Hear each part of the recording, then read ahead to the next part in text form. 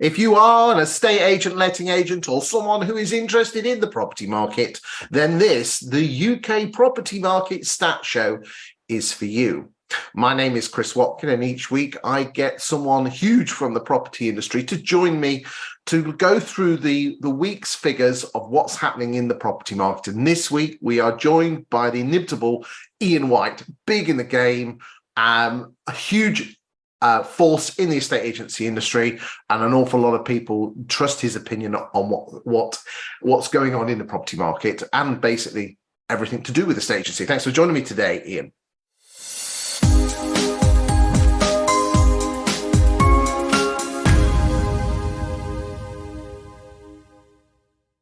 My pleasure. Thank you for having me on again, Chris. Lovely, brilliant, brilliant. Looking very nice and tan there. Right, so let's cut to the chase. This is week 26. Week 26 is June the 26th, all the way through to Sunday, the 2nd of July inclusive. The way the show works is that we will look at the top end of the market. Again, just to remind the people that have not viewed this show before, most statistics that are published on the property market focus on the bottom end of the funnel, which is the land registry are registering sales that completed 3 or 4 months ago, but then the sale agreed was 6 months before that. So when they're publishing data in June, they're actually commenting on property sales that took place last autumn. We are looking at more at the top end, what's happening right here, right now. Because if we know what's happening right here, right now, we can judge what's going to be happening to the property market and those indices in 3, 6, and 9 months' time. We're going to start off with listings like we always do, because the way we do that is because then by judging what's coming on the market, we can get a flavour of the market itself. Okay, so let's kick off with this. And you should be able to see the maps with the yellow tubes. Is that correct there, Iain? Talk to me. Yes, I can see your lovely graphs. Good stuff. Right, okay. So this week, in terms of the number of properties coming onto the market, we are on 34,230. Let's just judge that compared to last week, 36,000, 36,000, 37,000, and 30,000. Not much to really say here, is there, do you think? What's your thoughts? I think it's steady as she goes. I personally am expecting to see listings at good, solid, steady levels. Perhaps the reasons that people are wanting to sell might be slightly starting to change because of interest rates and the cost of ownership. We had a critical situation not a while back where listings were literally on the floor. We're now just seeing a steady, normalised pattern that's affected by things like school holidays, bank holidays, inclement weather, or particularly hot weather. The normal factors are starting to influence it. But you will start to see people listing as they come away from their fixed rate mortgage. Selling will be an option as opposed to refinancing for many. Indeed. Well, this graph here is, when it comes to listings, I think is probably the most important. The pink line being 23, and then obviously we're comparing ourselves with 17, 18, and 19. We do bring in the lockdown years on sales, but I think on listings we have to take those with a slight pinch of salt. Just for information, that's the cumulative listings year to date. And you can quite clearly see is that 23 is now, giving 17 a good run for its money. And if you're not careful, we're going to be catching up with 2018 soon. Interestingly, the average listing price is 442, which continues to be in those early last week it was 449, the week before 450, the week before 459, now it's 442. We're going to come on and talk about the difference between the average price and selling, because I know that's something that is of interest to people. Any more comments on the listings before we move on and talk about price changes? No, again, I think it's just, steady as it goes. I mean, whatever is happening to this chart in terms of the new average listing price now, it's clearly not going to be driven by prices rising. It's going to be driven by the type of properties coming to the market right now. Whereas before, if the changes were marginal, it could just simply be that prices were going up and it was the same type of property coming for sale. Now, if there is a trigger in this, either this number drops or goes up, it is absolutely going to be relevant to either simply bigger properties are coming for sale, or that house prices are changing. There's no other area now, because prices are definitely not going up. It's not reasonable to assume that they are. Good stuff. I concur with that one. Let's move on and talk about price changes. And this week we are on 22,000. Now, again, compared to 21, 20 we were just coming out of lockdown, so we're not going to get particularly a load of price changes on that. And again, 21 and 22, agents weren't having to do any price changes. But I mean, just to give you an idea of price changes compared to, we're on 22 this week, 23.5 the week before, 22.8, 22.3, 17, 21. So it just shows that agents have a steady stock movement. I mean, just to give you an idea, we're probably I did a back of the fag packet calculation last week, and the numbers are not too dissimilar. We are reducing about 12.5 to 13% of our stock on a month by month basis. Does that sound high? Does that sound low? What does that sound like to you? Oh, well, I think the numbers are unquestionably, you can't argue with them, because I know and have spoken to you off air many a time about how you come to the conclusion. The stats are the stats. If you're asking me my opinion, if you look at the number of properties that remain unsold after, let's say, 4 to 6 weeks of marketing, in my opinion, this number is way too low. The estate agents are reacting too slow by too small amounts to the need of their consumer, or the consumer is ignoring the estate agent, maybe a bit of both. But I believe it's the estate agents that are the custodians and the gatekeeper of correct pricing. I don't believe that's every estate agent blames their competitor, every estate agent blames their clients. In reality, the blame sits firmly with the agent who took the listing at the wrong price and or then didn't do the necessary. So the numbers are the numbers. But if you look at the amount of unsold stock and the percentage of listings that are going under offer as that starts to decline, this number has to go up. It's interesting. James White commented on Facebook yesterday, and he said that if you asked 100 estate agents if they overvalue, all of them would say no. And I often find that 99% estate agents believe that they're above average or outstanding when it comes to their estate agency skills. I think we're very good at blaming everyone else apart from ourselves. The average price of a property being reduced still remains at around that late 420s, early 430s. This week it was 429. Last week 435. So it just shows that the larger price properties are being reduced. Let's move on and look at the sale agreeds, and gross sales this week are at 22,800. 22,900. 22,993. So this is the top end gross sales. Last week it was 23. Week before 24. I'll just show you that in a graph now. I think it's important, and then we can analyze. The number of sales is just slightly starting to drift downwards from the, if we look back at the Easter bank holiday, the bank holiday that we had at the start of May, we were selling on average 26,000 houses a month. Then she dropped down to 21, back up to 24, and we've been running around this slight drift of 24, 23, and 22.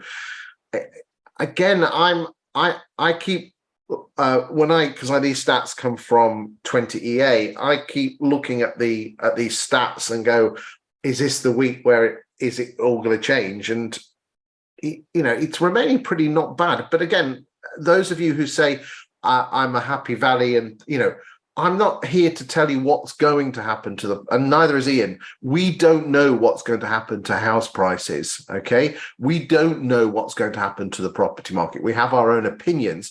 There are people out there that are fixed and saying this is going to happen. All we can do is comment on what is actually happening. And the simple fact is this, is that if we have too many listings and not enough sales, that's when house prices go down. And at the moment, listings seem to be doing okay. Nothing silly. If they get up to 40, 45, 50 and sales drop to 15,000, then we have a problem, don't we, Iain?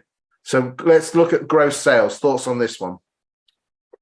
Well, hang on, let's just analyse. Do we have a problem? No, if it gets that way. No, if we Yes, get but even if it gets to that point, then we have a really, really good opportunity, because we have 50,000 opportunities to make commission, which will be far greater than it is right now. So the issue is always in the pricing. No matter what happens to the market, my prediction, if you want it, is that yes, of course, prices will drop. Yes, I think transaction volumes will come under pressure, not to the levels that we've seen with the headline grabbers, but I think we're going to see it, and I think we're going to see it probably at its harshest for the remainder of this year. I think it's going to be in an awkward cycle. However, that cycle can be cracked by estate agents marketing and valuing and strategizing their process for getting a buyer interested. You get those three things right, and it doesn't matter what happens to transactional volumes to a degree, and it definitely doesn't matter what happens to prices at all. Estate agents need to react to the market, not the other way around. Estate agents need to understand they are the custodians of that reaction, not the owners of the property. They have the right to say to a client, no, that price is wrong. I cannot take it on the market at that price. We don't appear to have that strength of character or that mentality. It is that I've got to list everything no matter what, and I will use price or commission as a vehicle or both as a vehicle to win the instruction. The agents that use price and commission as a vehicle to win the instruction, whatever happens in the next 6 months to a year, they are really going to suffer. They're really going to suffer. If those agents wake up and realize that it's about listing properties from people that want to sell, and they price it for today's market, possibly even if they're really bright for tomorrow's market, get a little bit ahead of the curve, they'll find that they're moving up. I can name you agent after agent that since January has doubled or tripled their sales turnover in a market that's showing graphs where that's impossible. It's not impossible.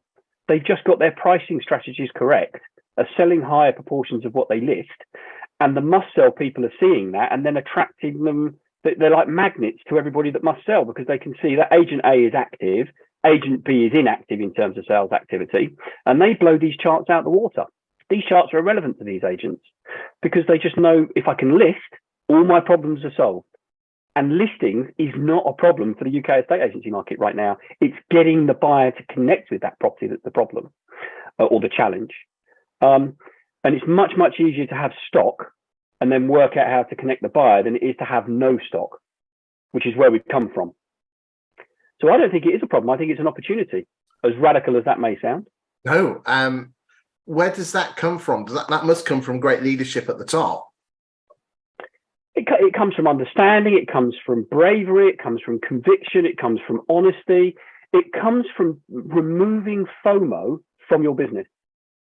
If the fear of missing out on every single little listing, or I'm not going to tell that vendor to reduce their price because I fear them disinstructing me, if fear is your overriding motivator, you will be impotent in this marketplace. If you lose fear, it is okay to lose an instruction to gain a register of properties that are saleable. Lose the fear. Fascinating. And brilliant. Absolutely brilliant. Thank you for that, Iain. Let's crack on and let's look at some more wonderful stats. That was gold dust, mate. These are the cumulative. Let's just have a whiz through these. These are cumulative gross sales year to date. So again, we're ahead of 17, but we've still got some way to go before 18 and 19. The percentage, this is a nice graph. It shows you the percentage difference. So not the percentage difference, that's the percentage difference between what a property is coming on the market for, the average price of a property coming on the market, and the average price of a property selling. Because the average price of a property selling this week is £365,000, but the average price of a property actually coming on the market is 442. That doesn't mean that properties are being reduced in price. As we showed it in last week's show in week 25, we showed you that the properties that are under £300,000 have a propensity to sell of around 65 to 70%, whilst the properties over £1 million have a propensity to sell for about 40%. So if you're over £1 million, only 4 in 10 houses will sell. If you're under 300,000, 7 out of 10 will sell, which will drag the average down. Okay. And I think again, I think the mechanics of that's happening is it's not okay. There are less people with £1 million plus to spend. And of course, if there's mortgages involved, the effect of the mortgage situation is greater at that end, although you'd expect that their ability to ride that problem is better. But it's just simply that an agent is more likely to overvalue you by more the bigger the property is. So the overvaluation problem becomes more and more acute the bigger the house is, because the inexperience and the excitement of the agent of getting out to the bigger house than his norm tends to lead to a bigger issue. Where you've got a 3-bedroom semi and you sold 10 of them, the price is pretty much known before you leave. If you're going out to a 5-bed detached in half an acre and nothing's gone on the market in that street for 5 years, the agent is likely to be more optimistic on the price through fear of losing the instruction. And the kudos of getting a nice posh house and a pat on the back from the boss. Well, yeah, hopefully the boss is only patting him on the back when he exchanges contracts. But yes, yes. Fall throughs this week were on 6,421. We're going to come on and talk about the percentages in a second. Last week we were on 6,500, and the week before we were on 6,100. The average for the year, weekly figure is 5,189. I'll just show that stat. Here we go. That is the number of fall throughs, and you can see that it has started to rise slightly. Although what I will just add with a slight pinch of salt is that the number of fall throughs that were taking place in Q4 were in the order, had started with the number 8. Okay. Just whilst we're on and talking about fall throughs, the percentage of fall throughs is particularly important, because that's the percentage. So the percentage of fall throughs has been rising. This is the graph showing here. The average this year has been 23.96. We're on this week, we're on 27.9, last week 27.6, 25, 23. So the fall through rate has been climbing slightly. Let's add it with a pinch of salt. The average for Q4 was 38%. You're going to get a few more fall throughs with regard to what's happening in the economy and the news, aren't we, Ian? Yes, I think every time there's an interest rate increase, for example, you'd expect the weeks after that to see an increase where wobbly buyers are wobbled out of the system.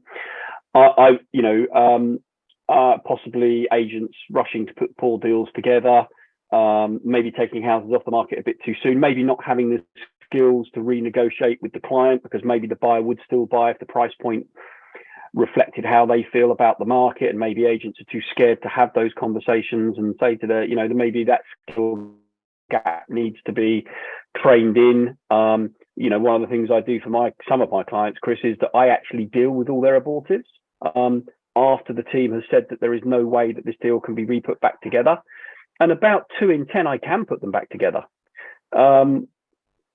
That's not okay. There's still 8 out of 10 failures, but 2 out of 10, if I took 2 out of 10 off of that entire incline, it would make a dent in it. So I think agents need to get brave enough to say to their owner, you're making a mistake. This revised offer should be acceptable on the ground that's where the value now sits. If that is the case, of course. I'm not asking anybody to rescue a deal at the price of commission over service and right advice to the owner. But I think abortives will run out for the rest of this year at maybe above average levels. I think there are things agency owners can do in terms of training and making sure there's an escalation process that says, before this deal is aborted, before we send the abortive letters, give me the deal. I.e., let me, as the owner of the business, the most senior person, look at it and talk to the two parties before we let go.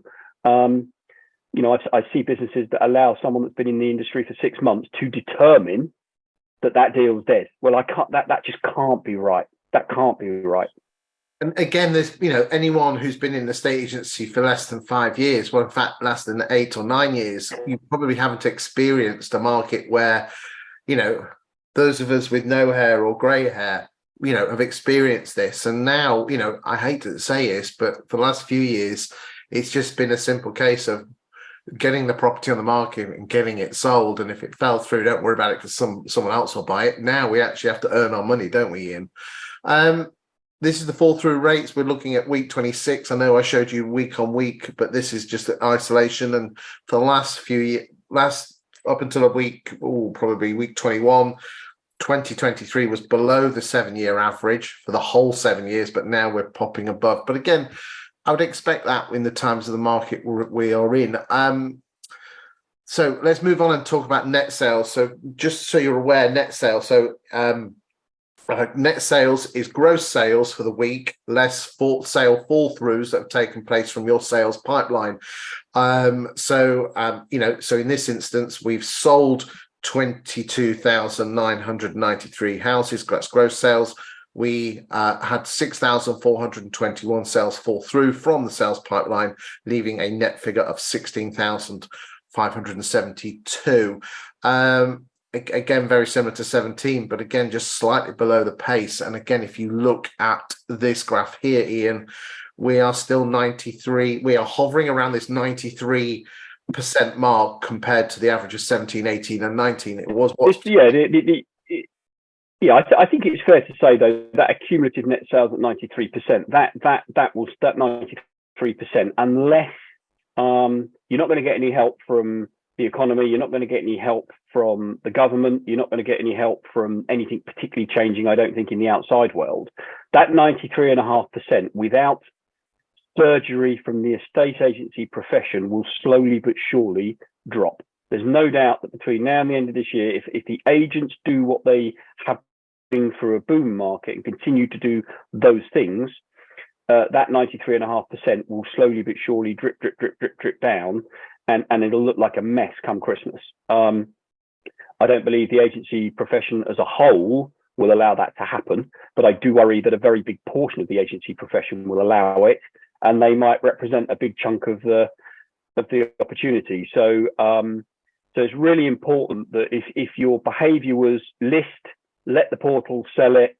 If it falls through, let the portals resell it, and continue to bid for instructions, i.e. value them at more than you think they're going to be worth. That 93.5% is going to look horrible at the end of this year for you or for your industry. I, at the moment, are looking at the total number of transactions that we're probably going to end on at the end of the year, and I'm predicting somewhere around 880,000, compared to last year at 1.1 million. So that means, boys and girls in the estate agency land, that this year you're going to earn 25% less if you're charging the same. But remember, as Iain always says, your costs have gone up. So you've got to get a bigger share of the pie when it comes to getting more listings. Make sure that they're rightly priced, then get the bugger sold. I know it sounds simple. It ain't easy, but it is simple. This is net sales. And again, you can see the numbers slightly drifting with the 23 there, but we've added in all the years in there. The white dots are the 17 to 19 average, which again just follows up with what you're saying. Is there anything else before we move on and look at the regional stats, Iain? No, I don't think so. As I say, I think agents should be confident that the one thing that really does stifle a estate agency, if you haven't got the properties in your for sale drawer or your to let drawer, if you're a lettings agent, then it's very, very difficult to maneuver a growth pattern. We don't have that problem. We have, lettings do, but in sales we don't have that problem. We have instructions in abundance. The number of properties currently live on agents' websites, on the portals, is at a very solid number. If we sell 65 to 70% of that number, we'll eclipse the 80 that you're predicting, and we will be in a very good place. But in order to get them sold, that's the skill set the agents need to understand. And a large portion of that is around marketing, of course, and how to present a property properly, how to get on the phone and get people out viewing, how to look at their mortgage and be innovative with their mortgage solutions. But it really does come down to just getting the prices correct for those people that really do want to sell, and jettisoning those people that don't. I mean, just interestingly, the number of properties, when we're coming into 23, the number of properties available was 531,636. And as we went into July, 638, and she's been growing steadily every month since. So you're absolutely bang on there, mate. There is no excuse for listings. It's what you do with the listings, isn't it? Let's move on and look. I think so.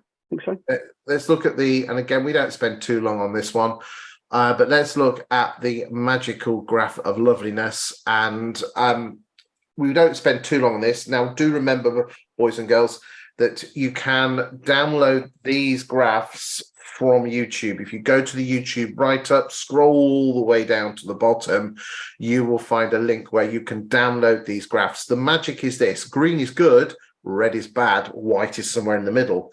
So you can quite clearly see here nationally, and again, we've looked at these stats on the graphs, is that you can see here the fall through rates on row 11 has been going up, whilst the number of price changes again has also been going up. And then and if you saw on the graphs, we had the bank holidays which dipped up and down. Let's move on and look at the regional stuff. And I think we'll find here, Iain, and again, if you can't see this on the screen, do remember that you can download these.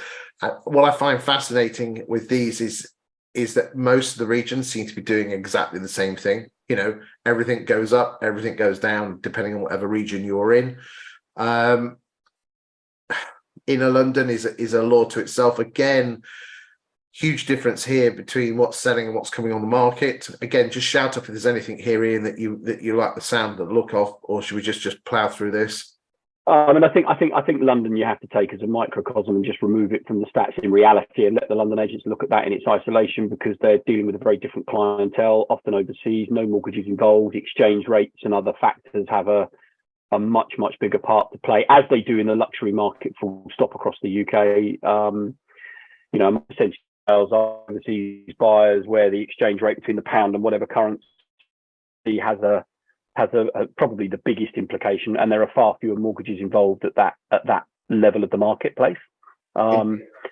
But I think, as I say, we are just in a generic sort of holding pattern of being in a very normal marketplace. The problem is the circumstances that brought us here are very abnormal, and you know, the very quick escalation of interest rates is abnormal.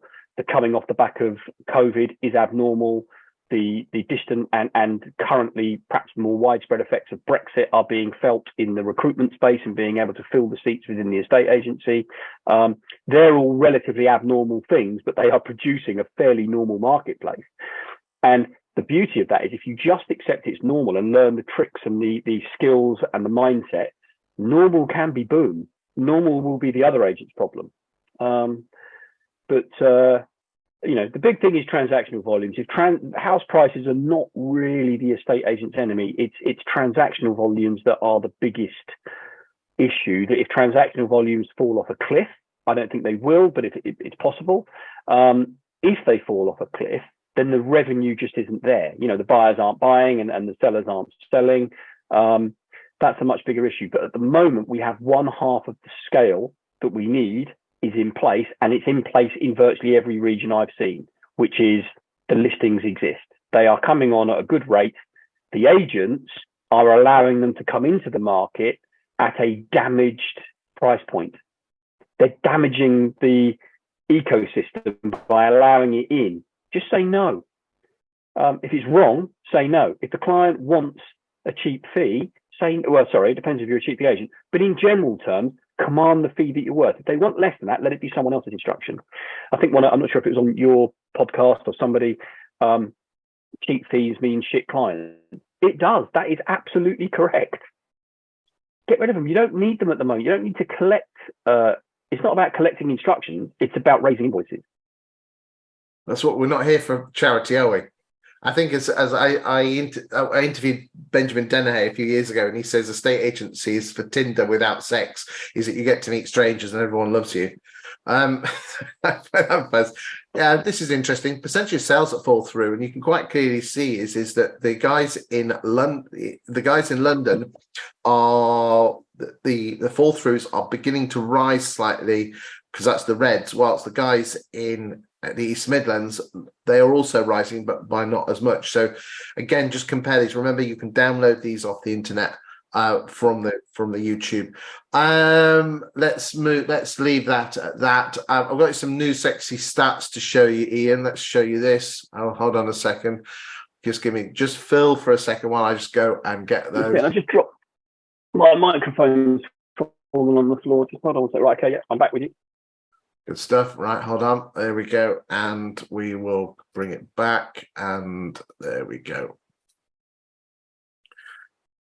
This is some new graphs where basically I've plotted whether the UK is a buy. So red, it means it's a seller's market. White means it's a balanced market. And blue means it is a buyer's market. What do I mean by a seller's market? A balanced market is where 40% of the properties are everything that's on the market at the moment. 40% of them are sold subject to contract. I consider that a balanced market. Anything over the late 40s is considered a seller's market, and anything below 30 is considered a buyer's market. And the further you go down that scale, so you can quite see that there is quite, and let's just dive in a little bit more. This is London. You can quite clearly see here that, you know, the extremes of the east and the southeast seem to be doing a lot better than compared to West London, the posh areas. Just tell me how you're determining again. Sorry, Chris, that went slightly over my head. You're determining a buyer's market or a seller's market by the percentage of properties that they've got in total that are currently showing as sold. Yes. So yeah, I don't know. I don't know how reliable that would be. Well, let's just say there's 500 houses that are on the market, and that's just on the market. It doesn't matter whether they're available or sold. It's the percentage of those that are on the market. How many of those are sold subject to contract? So you've got, in W2, 6% of the properties that are on the market are sold subject to contract. Okay, whilst up in E11. Yeah, but I don't know again how the portal's this, but do agents still though hold sold stock on the market for long after completion? I don't know whether that might. Okay, but if that was the case, then it would all be red, wouldn't it? Okay, and if there's always going to be naughty agents that keep it on, but again, I've spoken with Rightmove in the past, and they do, if some stuff stays on too long. But at the end of the day, even if everyone's a bit naughty and keeps it on a bit longer, there is, we're dealing with thousands of properties here and thousands of estate agents, and there is I think my caution, Chris, is I would be saying to anybody, whether you're in the blue, white, or red sector of this map, make no mistake, you are in a buyer's market. 99 times out of 10, the postcode sectors, the districts, we are absolutely in a market where the buyer holds the balance of power right now.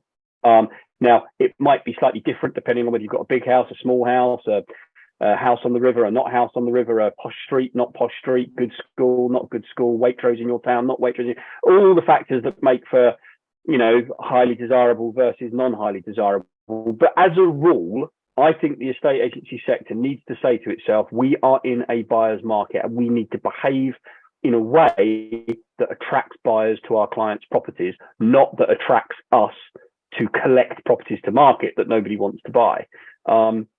So I would hate for someone to look at this and misjudge and say, right, I'm here. I don't need to get prices down. I don't need to be more innovative in my marketing techniques, because I absolutely think that would be the wrong conclusion for them to draw. Indeed. I think both. It's not a case of either or. The bottom line is, as you said before, you need even in a buyer's market, you still need the damn good listings on. You said this about a month ago. Even in a buyer's market, you still need damn good listings on at the right price to sell the thing. Okay, so I think it's just the purpose of this is to get a flavour of how different markets are performing. And yes, it will allow a little bit of naughty estate agents and keeping them on, but I just find that it's fascinating how the difference is. And again, here's the Midlands, and here's the North. Here's Wales, and then there's East Anglia as well. Okay, good stuff. There you go. Okay. Well, boys and girls, that's the end of the show. I've not done a town this week. I've run out of time to prepare for it. I've been a busy week this week. I am hoping to come back to that next week by focusing on a town. Any final thoughts, Iain, before we go? No, I think it is just around.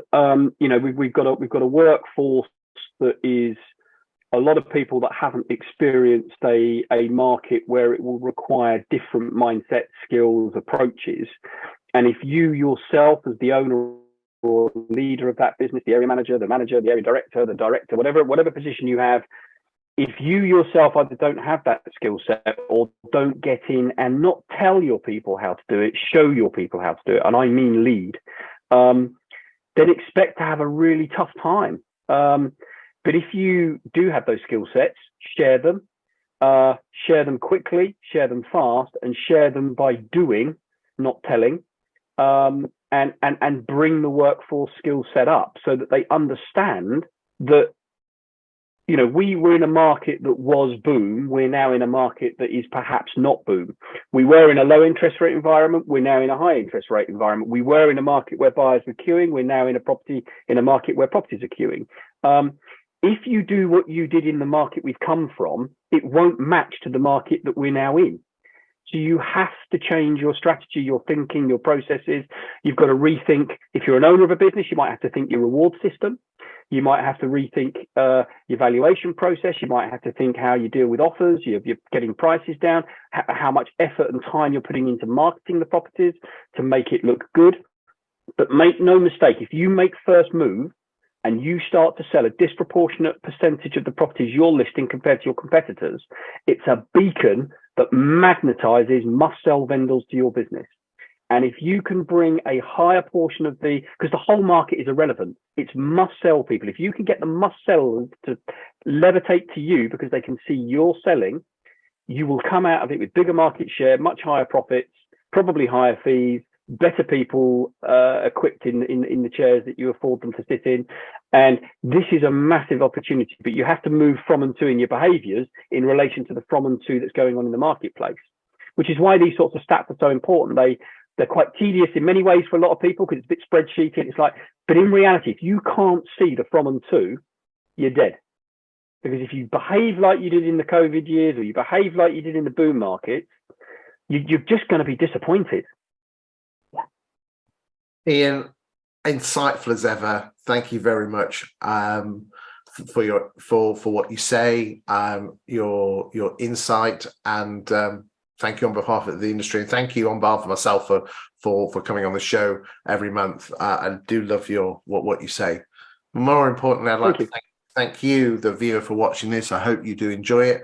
As I said, I'm sorry that we haven't focused on the town this week, but we didn't want to rush it. Hopefully next week will be okay. Thank you for the nice comments that you're making. If you've got any suggestions or you think we're missing out on any stats, please do make a comment in the YouTube comments. And we'll see you next week for the week 27 stats show. Thanks very much, Iain. Good luck, everyone. Thank you for having me on, Chris. Thank you.